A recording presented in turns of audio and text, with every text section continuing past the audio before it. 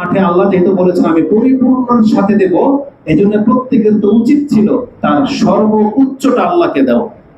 একটা ব্যাংকারের কথা শোনেন, মানে ইদানিং তো ব্যাংকে যাতায়াত বেশিটা হচ্ছে, কারণ অনেকগুলো টাকা আটকে গেছে এই ইসলামিক ব্যাংকে, যেটা আমাদের জানেন সোসাইটি করতেছি, সেখানে আমাদের সোসাইটি হবে অনেক সদস্যদের টাকা এই ইসলামিক ব্যাংকে আটকে গেছে।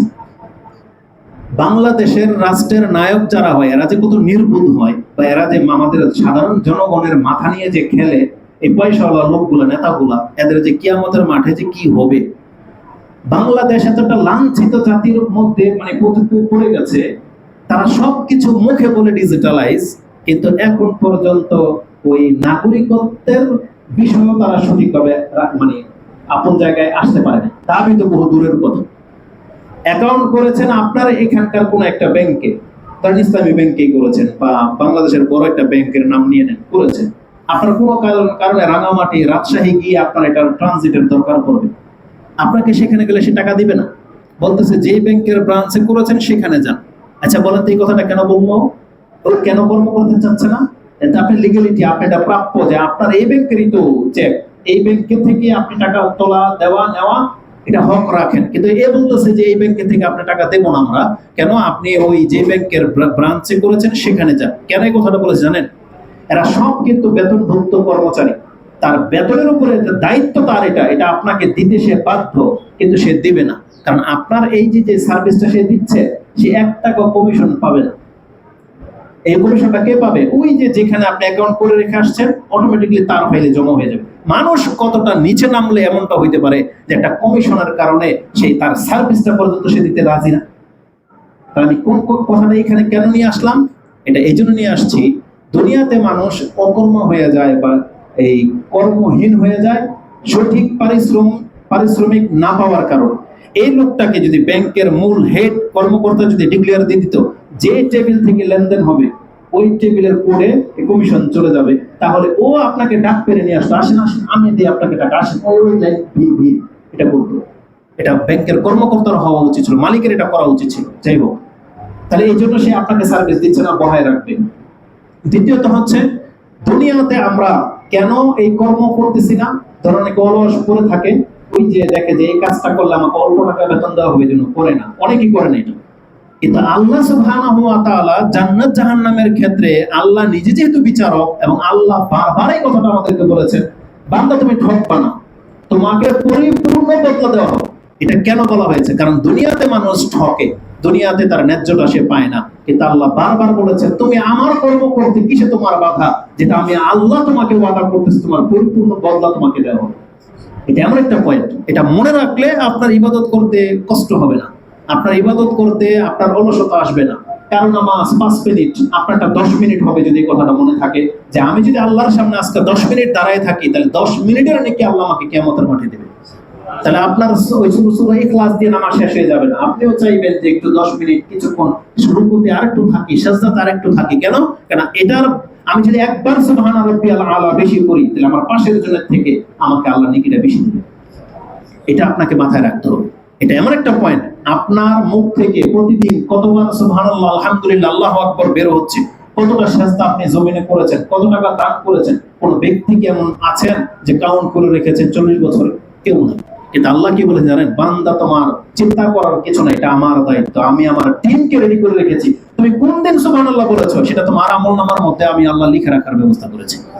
কারণ আল্লাহর ওয়াদা এটা যে পরিপূর্ণ বদলা দেওয়া হবে। যদি একটা মিসিং হইতো তাহলে আপনার উপর জুলুম করা হতো, কিন্তু আল্লাহ এক চুল চেরা পর্যন্ত জুলুম হইতে দেবেন না। এই জন্য একটা টিমই রেখেছেন ফেরেশতাদের, যারা ক্লার্ক, যারা রাইটার, তারা লিখে রাখে। এটা খুব সেন্সিটিভ একটা ব্যাপার।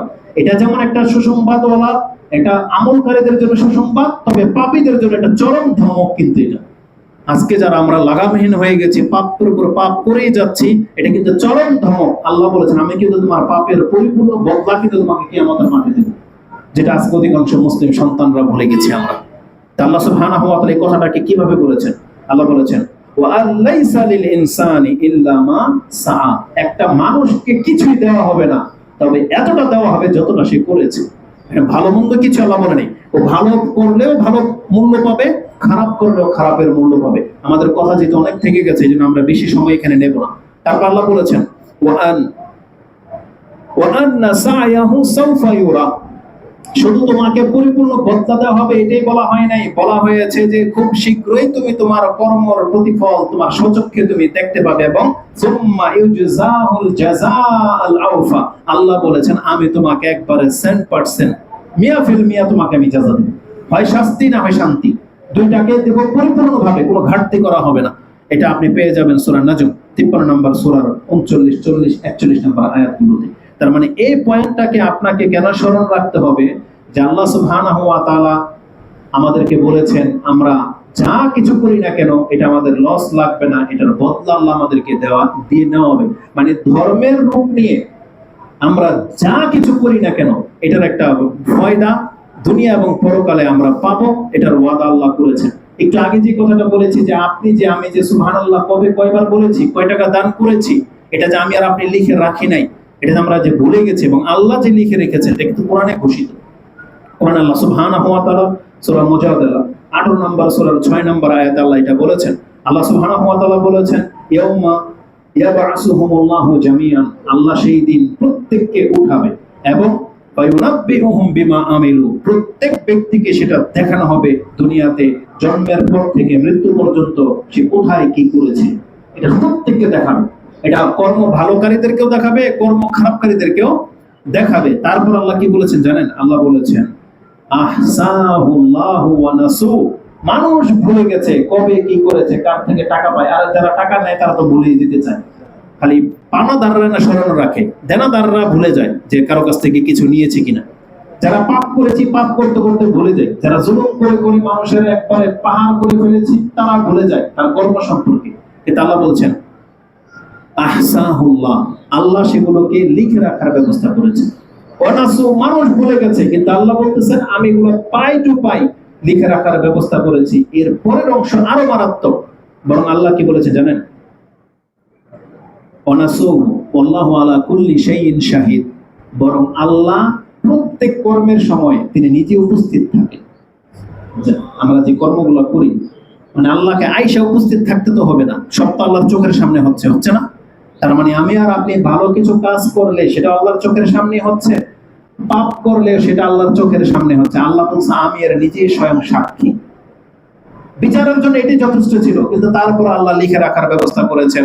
হাত সাক্ষী দেবে, চোখ সাক্ষী দেবে, অন্য সাক্ষীরা সাক্ষী দেবে, ফেরেশতারা সাক্ষী দেবে।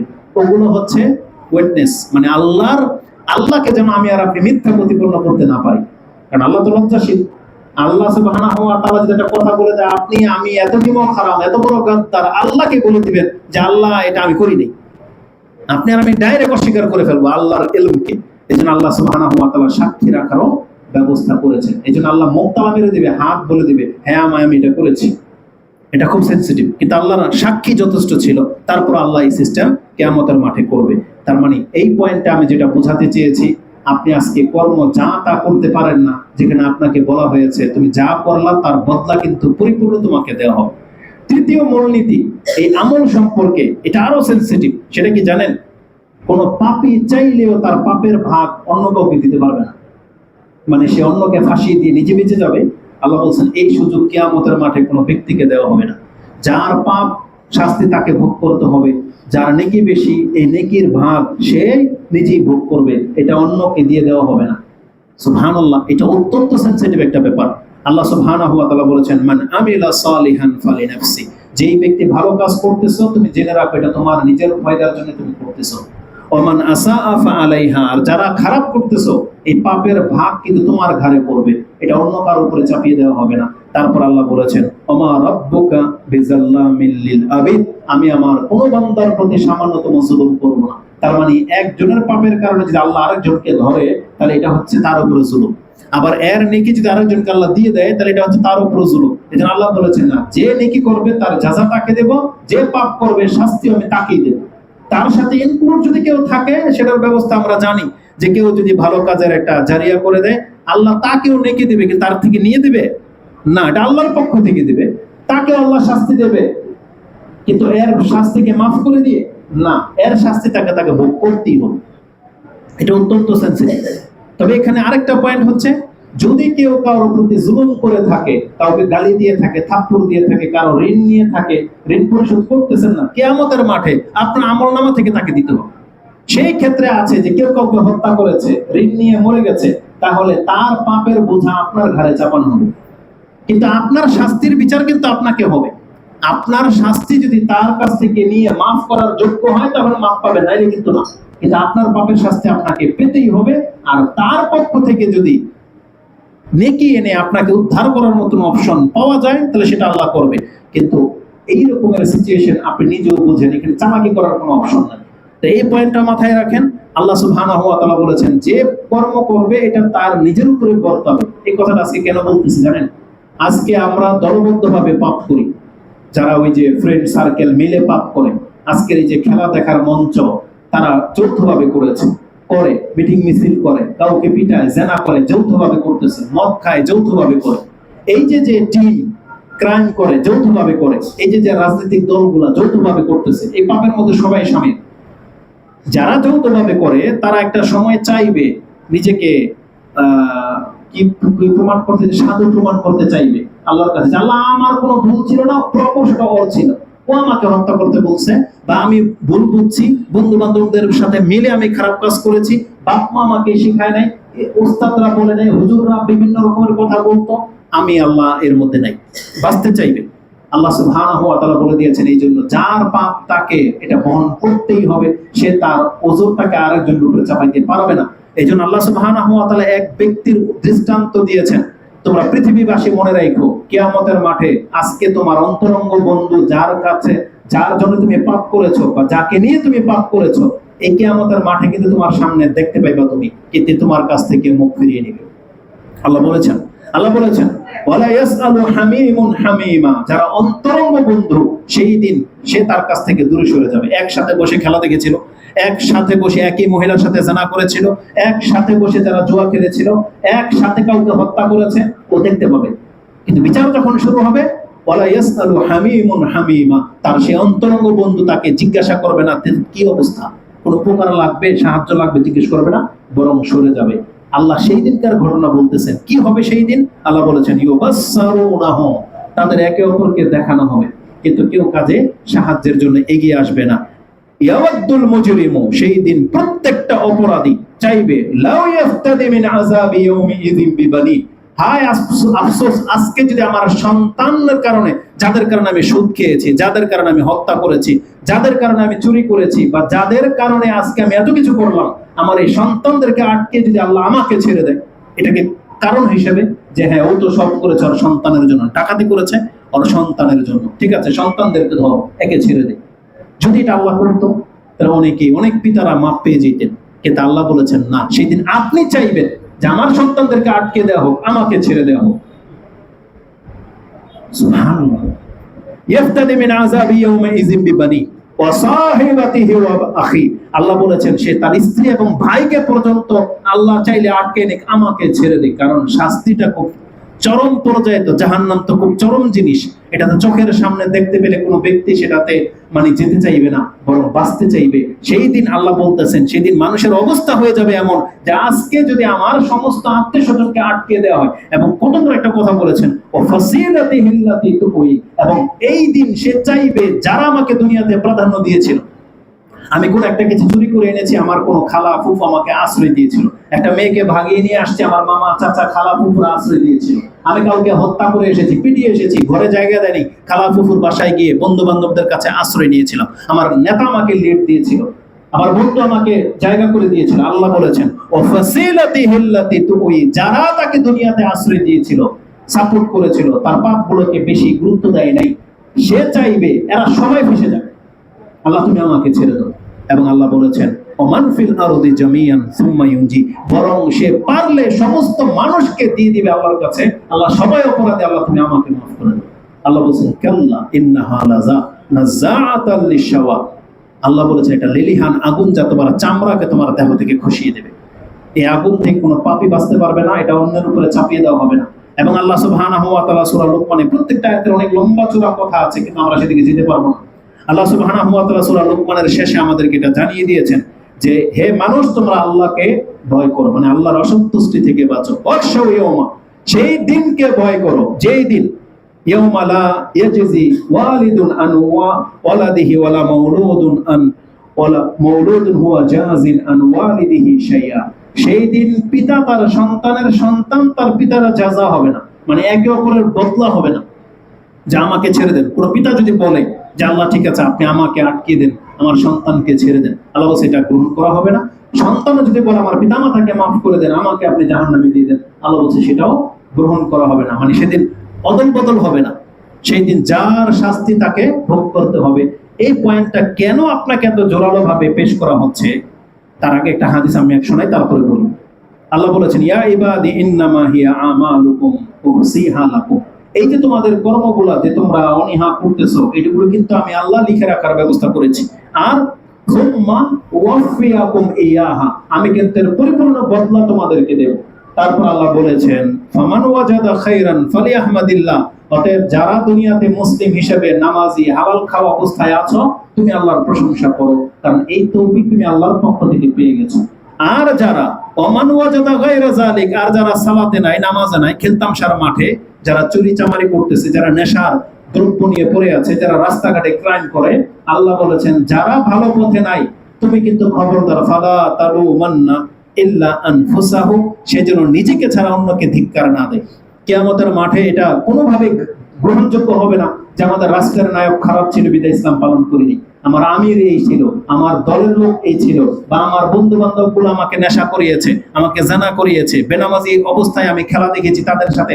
আল্লাহ বলেছেন কেউ যেন কাউকে দোষারোপ না করে, বরং ইল্লা আনফুসাহু, সে নিজেকে দোষারোপ করুক, কারণ এই দিন আল্লাহর কাছে অন্যকে দোষারোপ করে দিয়ে নিজে আপনি মুক্তি পাবেন না। তার মানে এই পয়েন্টটা ছিল যে প্রত্যেকের শাস্তি প্রত্যেককে গ্রহণ করতে হবে, এটা মাথায় রাখেন। তারপরে কেন এই কথাটা বললাম, যে বলছিলাম যে একটু পরেই বলবো, সেটা হচ্ছে যে সুবহানাল্লাহ, তখনই বলতে হইতো, ভুলে গেছি।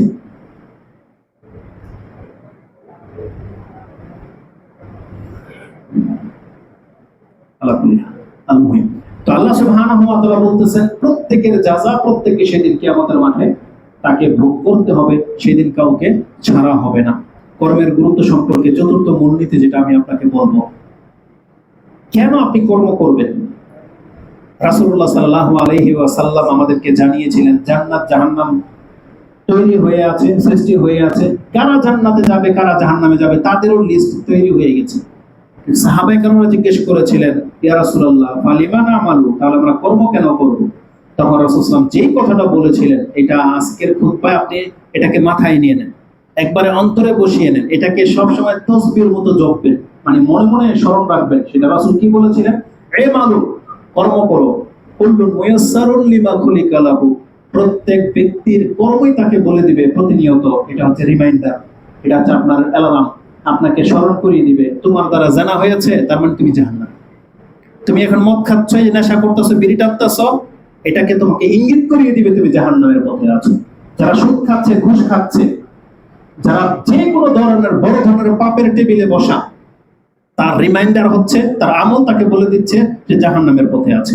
কিন্তু এই যে আমরা যারা এখন মসজিদে আছি, আমাদের মতো জাহান্নামী থাকতে পারে, কিন্তু এই অবস্থায় যারা এখন আমরা মসজিদে আল্লাহর ঘরে আছি, আমরা এটা নির্দ্বিধায় দাবি করতে পারি, আমাদের কোরআন সুন্নাহ আমাদেরকে যেটা শিখায়, এই অবস্থায় যদি আমরা মরে যাই, ইনশাআল্লাহুল আজিজ এটা আমাদের জান্নাতের পথ দেখাবে। যারা দাঁড়িয়ে রেখেছেন এটা জান্নাতের পথ, যারা আজান শুনলে সবকিছু ফেলে দিয়ে নামাজের মসজিদের দিকে আসেন, নামাজের জন্য আসেন, এটা আপনার জান্নাতের পথের দিকে আপনার কদম পড়তেছে। কিন্তু ওই সময় যারা বাজারের দিকে যাচ্ছে, তার পথটা জাহান্নামের দিকে যাচ্ছে। যে সমস্ত মহিলারা পর্দা করে চলে, তাকে বুঝতে হবে এই মুহূর্তে মরলে আমি এটা জান্নাতের রূপে মরতেছি। আর যারা বেপরদা মহিলা, তাকে বুঝতে হবে যে এই অবস্থায় মরে গেলে আমি জান্নাত আশা করতে পারি না, কারণ আমার কর্মটা পাপের উপরে রয়েছে। যারা দাঁড়িয়ে ফেলে দিয়ে আছেন, ট্রাক্টরের নিচে যারা পেন, তারা অলওয়েজ পাপের মধ্যে লিপ্ত। আপনি এই মুহূর্তে মরে গেলে কিভাবে জান্নাত আশা করতে পারেন। আর রাসূল সাল্লাল্লাহু আলাইহি সাল্লাম বলেছেন আমালু, কর্ম করো, কুল্লুন মুয়াসসারুল লিমা খুলিকা লাহু, তোমাকে যে কাজের জন্য সৃষ্টি করা হয়েছে, যে জায়গার জন্য সৃষ্টি করা হয়েছে, সেই কাজটা করা তোমার জন্য সহজ হবে। আজকে বলতে গেলে বলতে হয়, আমি এই পয়েন্টটা এখানে বলে দিয়ে শেষ করে দিই। আজকে আমাদের যুবকদের অবস্থা, পিতামাতা থেকে শুরু করে যুবকদের অবস্থা কি হয়েছে খেলতামশাকে কেন্দ্র করে। খেলতামশা পৃথিবীর শুরু থেকেই ছিল। ধরেন এই খেলতামশার মধ্যে মানুষ বেশি আবেগী হয়ে যায়, লিপ্ত হয়ে যায়। এটা নেটের আগেও আমরা এরকম লাফালাফি করেছি, দেখেছি আমাদের যুগেও, যখন নেট ছিল না, কিন্তু তখন মানুষ পাপ করতো, খেলার প্রতি এতটা মত্ত ছিল, কিন্তু নেট আসার ফলে আমরা এখন দেখতে পাচ্ছি কোথায় কি হচ্ছে সব প্রকাশ পাচ্ছে, ঘরে বসে আপনি দেখতে পাচ্ছেন। আশ্চর্যের ব্যাপার হলো, গত খুতবায় এই কথাটাই বলেছি যে খেলতামশাকে এমন ভাবে নেওয়া যাবে না যে আপনি কারো জন্য হাসবেন বা কাঁদবেন, এটা নেওয়া যাবে না। আর আপনি এমন ভাবে নিয়েছেন যে জিতলে আপনি কিনাকি করে ফেলেন, আর হারলে আপনি নিজের জীবনই রাখবেন না। আপনি খেলতামশাটাকে ইহুদি নাসারাদেরকে কিভাবে নিয়েছেন। আমি ওই বাপমাদেরকে বলতে চাই, আপনাদেরকে, আপনারা এত বেশি যে মানে জালেম হয়ে যাচ্ছেন। নিজের 3-5 বছরের সন্তান, ও কি বুঝে ব্রাজিল আর আর্জেন্টিনা, ও কি বুঝে, কিন্তু ওর গায়ে আপনি পোশাক পরিয়ে দিয়েছেন। ওর ফিল হচ্ছে গোল খেয়েছে, 3 বছরের মেয়ে কাঁদতেছে, ও খাবার খাবে না, কেন? ওর দল হেরে যাচ্ছে। ও কি বুঝে? ওকে এই পর্যায়ে এনেছেন আপনি, এনেছেন ওকে এই পর্যায়ে। তাহলে ওর এত বড় ক্ষমতা, ইয়ং বয়সের মেয়েগুলা, ছেলেগুলা, ও খাবে না, ঘরের মধ্যে দাঁতি লেগে যায়। ওর মা যদি তখনই জুতাটা নিয়ে কয়েকটা ঠাস করে ওকে ইচ্ছা মতো দিয়ে দিত, যে খেলতামশার সাথে তোর সম্পর্ক কি, তুই হার্ট অ্যাটাক করবি মানে, আত্মহত্যা করবি মানে। এইভাবে আপনার সন্তানদেরকে নিতে কিভাবে দিলেন? আমাদের রাষ্ট্র ব্যবস্থা এত নোংরা, প্রশাসন, যে খেলতামশাকে কেন্দ্র করে জিতবে বা হারবে এটা জনসমুদ্রের মধ্যে জনগণের উপর এটার প্রভাব কেন পড়বে?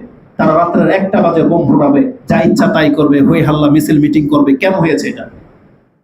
প্রথম কথা হচ্ছে, যদি কোনো মুসলিম দলের পক্ষেও আপনি এমনটা করেন, তারপর আপনি জানেন খেলতামশা মানে হচ্ছে বাতিল কাজ। সেটা মুসলমান করুক আর ইহুদি খ্রিস্টানরা করুক, সবটাই হচ্ছে বাতিল কাজ।